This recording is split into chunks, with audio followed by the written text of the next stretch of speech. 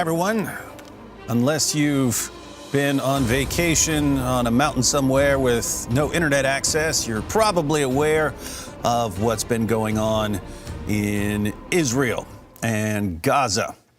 And Rachid, what I find interesting about all of this is that for years there's been a war in Yemen, and Saudi Arabia and the UAE are bombing Yemen, and they're killing civilians and bombing weddings, and I never hear a word about this from the media. As soon as something involves Israel, it's international news every single day for the next 3 to 6 months. So any ideas on what's going on in there? Seems to be some different standards going on. Not only that, you would not see protests all over the world, in UK, in London, and New York.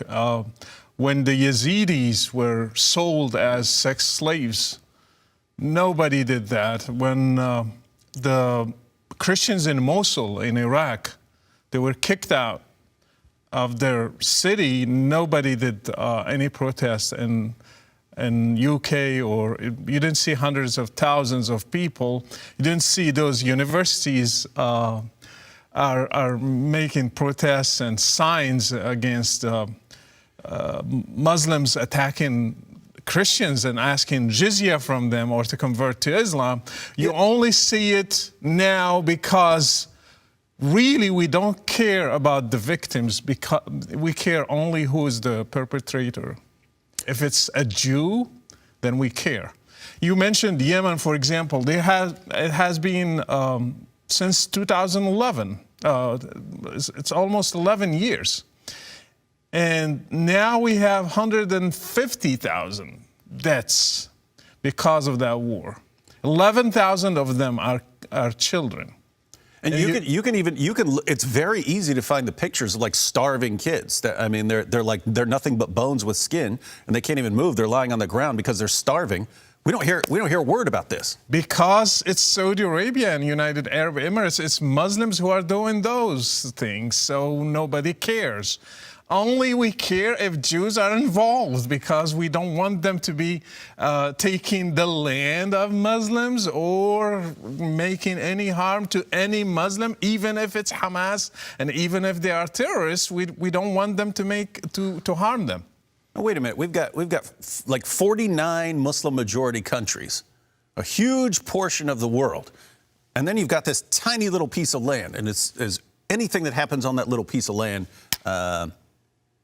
Then all of a sudden, I mean, college campuses around the world, marches around the world, and what do you think's going on with the Jews there?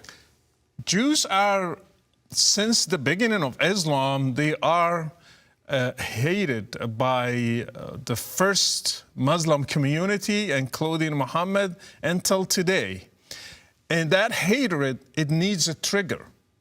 So we hated as Muslims. When I say hate, because I belong to the Muslim Ummah, Muslim nation, so I know how they think, and that's how I used to think. So when I say we, I just know the mentality. We used to hate every Jew, all through history. When you read history of Islam, you will see it clearly in the text and incidents. So we need a trigger. Israel is the trigger right now. 1948 is the trigger. It's not the cause. And people think because of Israel occupying the land, that's why we are doing that. But that's not the truth. Actually, there were massacres against Jews even before that. And I can mention few, for example. In Morocco, we had the massacre of Fez. Fez is a famous city in Morocco. That's 1033. It's, 900 years before Israel. Moroccans killed 6,000 Jews in one day. I can give you another one in Iraq, 1941. It's called the Farhud massacre. They killed between 200 to 1,000. We don't have the exact numbers. And the name of it tells everything. It's Farhud. In Arabic, Far means he ran away. Hud is Yehud, the Jews. The Jews ran away on that day. So they still have it in Iraq. They call it the Farhud Day.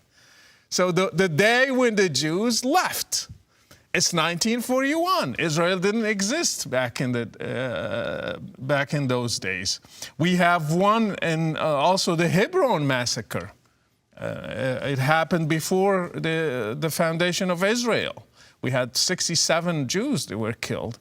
All these things just shows you that Jews, they were hated, and we have it in the text. If we can really dig into Muslim texts and show you exactly what we thought of them. Yeah, and this was something that interested me way back when I was starting to learn about Islam. So the main reason early on that I was studying Islam was just that my best friend was a Muslim. But Nabil, he was from the most peaceful sect of Islam, the Ahmadis. Their motto is love for all, hatred for none. Yeah. And yet, even with Nabil, when the topic of Israel or Jews would pop up, he would suddenly become like a different person. like even he was enraged. And I was like, wait a minute, I thought you were the nice one here. Well, because when you're raised and brainwashed from childhood that those are the enemies of Muslims, what do you think I will think when I grow up? I had to work and struggle with it to overcome that hatred for years. It wasn't easy. Probably for you grow up in a different background, so you didn't feel it.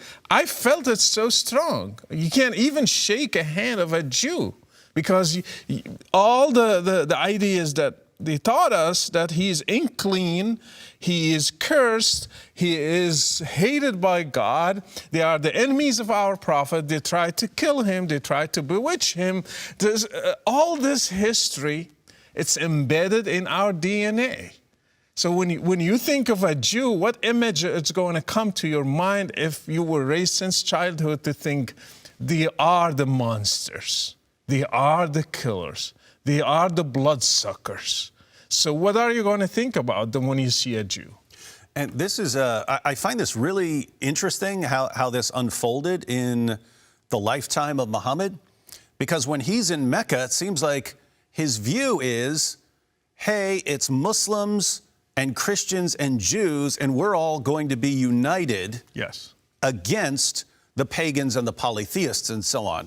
But all the monotheists are going to be on the same side. Yeah. And when he's receiving his revelations in Mecca and he's surrounded by polytheists, just over and over again, it's like he's setting up the Jews as these authorities in matters of religion. Like they can confirm it. They'll confirm it with their books. When they see me, they're going to acknowledge that I'm a prophet. Yeah. And so for years, he's telling his followers, his entire community, guys, wait till we talk to these Jews. Wait till they talk to these Jews. They're gonna give me a big handshake and say, yes, this is our prophet. Yeah. And then so he does this for years, and then he finally moves up to Medina. And the Jews are like, what? You're not a prophet. Get out of here. What are you talking about? Exactly. You're the most obvious false prophet in history. Exactly. What are you talking about? You're an Ishmaelite? We don't know what you're talking about. I'm there in your book. Just check. You'll find where? Book of Trust Me, bro? Where are you in here? So that's exactly what happened. When you read the surahs, for example, in Mecca, he was talking about nature, and look at mountains, look at the sky, look at all these natural stuff, and it shows there is a God and only one God. And hey, Christians approve that, Jews approve that, and I am talking about Abraham, Moses, and Jesus. See, we're all a family. Mm-hmm. We're against the polytheists. And when he moved to Medina, he was like, right? They were like, no, we are not with you. Yep. We have a different narrative. And when he knew he was rejected by Jews and Christians, he started attacking them one by one. Mm-hmm. And he started making excuses to justify kicking out Jews, killing them, enslaving their women and their kids. For every tribe, he found an excuse. Mm-hmm. And when you read it, you see clearly he had a plan to get rid of them because they were a threat to his prophecy. Yeah, and the biggest threat, I mean, if he's saying that he's in their scriptures, and he doesn't actually know their scriptures, they know their scriptures, they have their scriptures, then these are the people who are best equipped in the world to expose him as a false prophet. And that's exactly what they start doing. And he becomes more and more enraged at them until, as you pointed out, you had the Banu Qaynuqa. Yes. And so you have a Jewish tribe, and they're like merchants and goldsmiths and so on. But his justification for expelling them was a prank. Someone did a prank. One of the Jewish merchants did a prank on a Muslim woman, sort of pinned her dress to a bench or something like this, and she stands up, and then people she got uncovered. Yeah, people saw her uncovered and so on, and that becomes the basis for expelling the entire tribe. Tabari says that Muhammad wanted to kill them all. Then he wanted to kill the entire tribe. But they actually had some Arab allies, and they protected them. Yeah, they protected them, said, hey, don't kill them, and so on. Yeah. So he kicked them out and then kept their stuff. And when you see Banu Nadir, for example, he had a different excuse for them. He went to ask them to help him to raise some money so he can pay for the mistakes of his followers because they killed someone. And while he was waiting, he just ran away and he left and he went to Medina, and his companions like, what happened? He was like, Gabriel told me they were planning to kill me, assassinate me, so let's raid them. So what's your proof here? Yeah, I had a dream. Now, it's just amazing because think about how many revelations he gets like that when he wants something. So he wants to marry his best friend's 6-year-old daughter. And, oh, I got a revelation. God wants me to have your 6-year-old daughter as my wife. Then he went, he goes to Jerusalem on this flying donkey monster. And then, oh, so that's going to be ours too. It's like, wait, you could just wake up at one day and say, hey, like me, I could wake up right now and say, I had a dream that Elon Musk has to give me all his money. Yeah. Therefore what? It's mine now because I had a dream or I'm claiming a revelation. It's just interesting stuff about how you can claim it and then just kick people off of land. And for the other tribe, Banu Qurayza, which was a different story, he killed all the male above 14, 13. He checked their hair of puberty, and then based on that, makes them drop their clothes off, and so he's checking them to see who's reached puberty. Yeah, so he killed around 600 people on that day. And what was the excuse? He was raided by these tribes, Arab tribes. The Jews said, we have nothing to do with it. And then he said, no, you broke your covenant with me, and you have to pay for it. So he just went and he raided them. I think he was just mad at them, and he tried to find an excuse. And Khaybar, the same thing. It's far away from him. They never harmed him. They never did anything. Just one day in the morning, his army is shouting. People are... It says they're walking out to do their work. Exactly. They're heading out to the fields to do their work. And suddenly they saw his army, and he was like, Allahu Akbar, kharibat Khaybar, like God, Allah is great. Now we will destroy Khaybar. And since then, even now in these protests around the world, people are shouting, Khaybar, Khaybar, ya Yahud, Jaysh Muhammad, Sawfa Ya'ud, means Khaybar, Khaybar, oh Jews, the army of Muhammad is coming back. So they are reminding the whole world that Muhammad massacred Jews on the day of Khaybar. He took their land, he took their belongings, and he made them, they were like working for him as slaves, actually. Yeah, he made them dhimmis, Dhimmis. So when we are in the 21st century, and one in UK, a Muslim, is reminding the world that the days of Muhammad are coming back. We will do to the Jews the same thing that our prophet did to them. That has to tell us something, that this hatred is attached to religion, is not separated from it. Mm-hmm. And the thing I can't get past is the hypocrisy. Right, the hypocrisy, where Muhammad can punish an entire tribe because one of them pulls a prank. Yeah. Or he can punish an entire tribe and just say, I had a dream. I had a dream, or I had a vision, or Gabriel told me they're going to get me. Therefore, we have to punish this entire tribe. Or even the Qurayza Jews. Yeah. The accusation against them is that they're somehow conspiring behind the scenes with the Meccans. And this is from Muslim sources, so you're not sure exactly what to take seriously and what not to take seriously. But you can grant everything they're saying. You can say, okay, I'm going to take your version of events.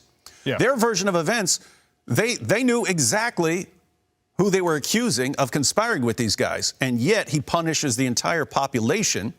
Men, women, and children. If you had reached puberty and you're a man, you were dead. Everyone else became the slaves and sex slaves of Muslims. So he could actually punish the entire population for something where you knew who the guilty people were, right? Yeah. You could have said him, and him. Yeah. They're going to be punished. No, punish the entire tribe.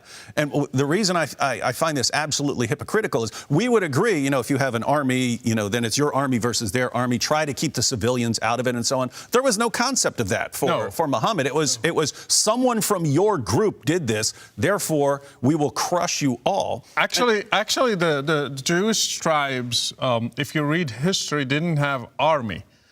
They used to be under the protection of other Arab tribes. So they don't have an army of their own. And that's the reason the Kenuka survived. They had some Arab allies. Muhammad wanted to kill them all over a prank. He wanted them all dead over a prank.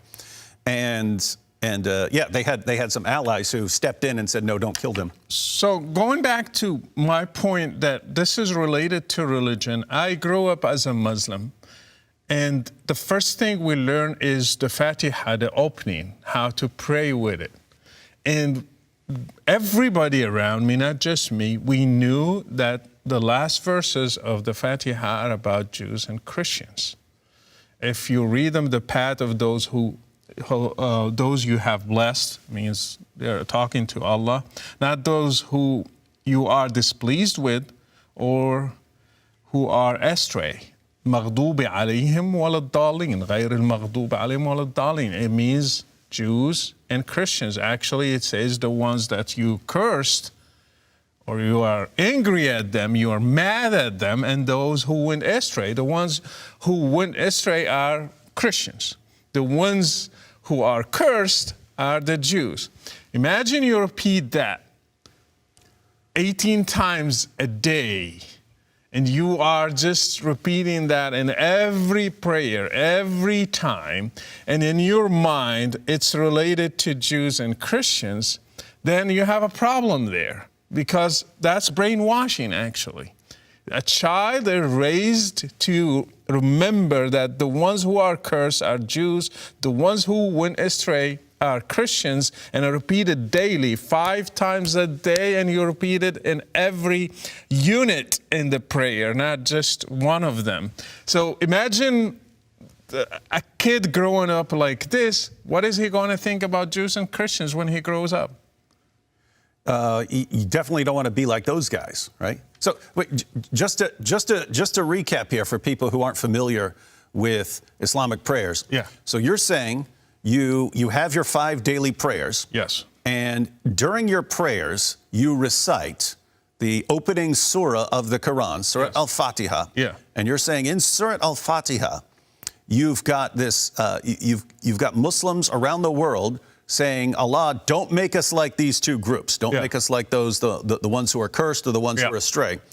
It doesn't say Jews or Christians there, but you open up any commentary and so on, it tells you exactly that this is the language used to describe the Jews, and this is about the Christians. So you're saying that Muslims, over and over again around the world, all day, every day, there's some prayers going on from the Muslim community. Don't make us like the Jews. Don't make us like the Jews. Yes. Don't make us like the Jews. Yeah. And nor the Christians. Not like the Jews, not like the Christians. Now, a little side note here, but what's extra disturbing in all of this is that when you have these interfaith events, read it. Yeah, where Muslims will go in there. The Muslims will tell the Christians, hey guys, let's show you how to pray in Arabic.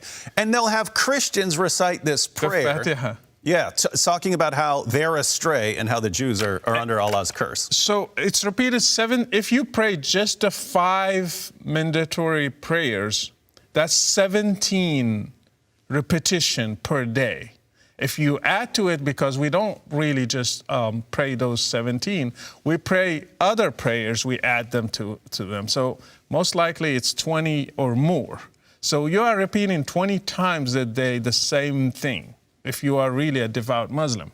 Not only that, like when you read the history of Islam, who put poison for Muhammad? They used to ask us at school, at the mosque, who poisoned the Prophet? Yahud la'anahumullah. So a kid in kindergarten, he's saying Yahud la'anahumullah. Jews, maybe Allah curse them. And who bewitched your Prophet? Al-Yahud la'anahumullah. So kids are just programmed. So when you're talking about the bewitched, this is when Muhammad, and there's disagreement as to whether this was 6 months or 2 years, but he walks around with these delusional thoughts and false beliefs. He's behaving very weirdly, and eventually he snaps out of it, and it was a Jewish magician. He accused a Jew. Yeah, the Jews made me act like... Did it. Yeah. Wow. Through Wi-Fi. So basically anything that goes wrong, it's the Jews. Yes. And not only that, he taught us, or they taught us through history, that the Jews always they wanted to harm Muslims. For example, they put hadiths. They call them Israelites, the Jewish hadiths they are lies, basically. They infiltrated our doctrines as Muslims. Another accusation, they are now in Israel, I have been told since childhood, in Israel they are planting trees so they can hide behind them, because they know in the end days we will fight against them, and every tree and every rock will cry, will shout, "Hey Muslim, come kill this Jew, he's behind me." Only one tree, it seems that tree likes Jews, so they are planting it everywhere, so it will save them on the last day. Yeah, let me read one. There are a ton of these. Let me just read one so people know what we're talking about. So this is Sahih Muslim, 7339 in the Darus Salam edition. It can be in different editions. They use a different numbering system, but in the Darus Salam edition, it was narrated that Abu Hurairah said, "The Messenger of Allah said, the hour will not begin until the Muslims fight the Jews, and the Muslims will kill them, until a Jew hides behind a rock or a tree, and the rock or tree will say, 'O Muslim, O slave of Allah, there is a Jew behind me, come and kill him.' Except the gharqad, a thorny tree, for it is one of the trees of the Jews." Yeah. So this is this is like obviously a call for genocide. Yes. You don't get the end. You don't get to spend eternity with your virgins until you fight the Jews to such an extent that the remaining Jews are hiding behind rocks and trees, and then nature itself is going to rise up against the Jews to help you hunt them and find them and kill them, except this one tree that's actually still loyal to the Jews. It's not going to snitch on the Jews. This tree won't snitch on the Jews. And so you're pointing out, so this is, guys, this is from Muhammad. This is not some, this stuff is from Muhammad. But you're saying that it then becomes a rumor among Muslims, and I heard it from you, but I've also heard this before, that it's a rumor that Jews are secretly running around and planting all these trees because these are the only trees that won't snitch on them, and so they're going to hide. Not the Iron Dome. Yeah, not the Iron Dome. It's this tree. They're planting them everywhere so they can run and hide, and then Muslims won't be able to find them. Yeah, and another one, when you look at our Islamic history, we used to call Jews, they still do it until now, sons of pigs and apes. And it's an insult. Until now, they call them like that. And I'm sure in these protests, they call them the same thing, sons of apes and pigs, because they believe that a tribe of Jews, they broke the Sabbath. So because they broke the Sabbath, Allah turned them to apes and to pigs. Yeah, and that one's interesting because for a while, Muhammad had declared that Allah had transformed the Jews into some animals But he wasn't sure which ones yet. He eventually decided it was apes and pigs. But before that, it's interesting because he wasn't sure, so he was nervous around certain animals. Let me give two. One of them is the rat, or like But for that one, he actually gave a scientific experiment. So how to prove they are Jewish. Yeah. So this one narrated Abu Huraira. The prophet said, a group of Israelites were lost. Nobody knows what they did, but I do not see them except that they were cursed and transformed into mouses or rats. For if you put the milk of a she-camel in front of a mouse or a rat, it will not drink it. But if the milk of a sheep is put in front of it, it will drink it. So he's actually recommending a kind of scientific experiment. Hey, guys, I can prove that these rats are Jews. They're following Jewish dietary laws. They're still kosher. Even as rats, they're still very religious. They won't, because they weren't allowed to drink camel milk. Yeah. He says, then the rat won't drink camel milk, but it'll drink sheep's milk like the Jews are allowed to do. And therefore, these rats there are Jews. And then there was another time where someone offered him lizard, and it's like, I don't know, that could be a Jew. I don't want to accidentally eat a Jew when he got transformed into a lizard. Every bad or every creature that Muhammad was afraid of or he didn't like, he linked it to Jews. And this is anti-Semitism clear. And I mean, you can't define it better than this. And the problem, many Muslims still until today, they believe in it. And when they see this conflict over a land, they justify everything that they have in Islam. Look at the Jews, what they are doing. So we are right to think of them like this. And we start justifying every hatred, every belief that makes them, they are not human. And the killing starts when you make people, when you remove humanity from. Dehumanize them. So that's when you start thinking their blood is okay to spill. It's okay to kill them because they are not human beings, actually. Yeah, and we find this in the Quran, of course. So Surah 98, verse 6, this is the Haleli Khan translation. Surah 98, verse 6, verily those who disbelieve in the religion of Islam, the Quran, and Prophet Muhammad from among the people of the Scripture, Jews and Christians, and al-mushrikun, so these are people who associate partners with Allah, so idolaters, something like that, will abide in the fire of hell. They are the worst of creatures. Yeah. So notice, this is Muhammad who starts off with, hey, it's Jews, Christians, and Muslims all united against the pagans. Then he moves to Medina with his community. The Jews reject him, and then you get verses like Surah 5, verse 82, which puts the Jews and the polytheists together against the Christians and the Muslims. And then eventually the Christians reject him too. And then you get these passages where the worst of creatures, Jews and Christians are the worst of creatures. And then, of course, you get the calls to fight us, like in Surah 9, verse 29, fight those who do not believe until we pay the jizya and acknowledge our inferiority. Just in recent days, a plane in Dagestan, the Muslim mob, they went to the airport and broke through, and they started looking for passengers there. We want to find Jews. And that tells you why all Muslim communities all over the world, in Pakistan, in Morocco, in Algeria, in Saudi Arabia, in Palestine, wherever they are, they share this hatred towards Jews. What is the common denominator between them, except Islam? So when you see people are shouting or chanting slogans against Jews, and they are from the Islamic text, it's a proof that Islam is the root of this hatred. It's not the conflict over a land. It's not the conflict with Israel. It's not the start of Israel as a state in 1948. Through history, Islam taught us to hate Jews, to kill them, to get rid of them because they are impure, they are unclean. They try to harm the Muslim community at the beginning. They try to harm the Prophet, and you name it. The list goes on. Mm-hmm. And just one more passage I wanted to read here. This is Sahih Muslim. Again, this is it's 4594 in the Dar es Salaam edition. You might, if you have a different edition, if you're online on sunnah.com or something like that, it'll have a different number. But Umar bin al-Khattab said that he heard the Messenger of Allah say, "I shall certainly expel the Jews and Christians from the Arabian Peninsula until I leave only Muslims there."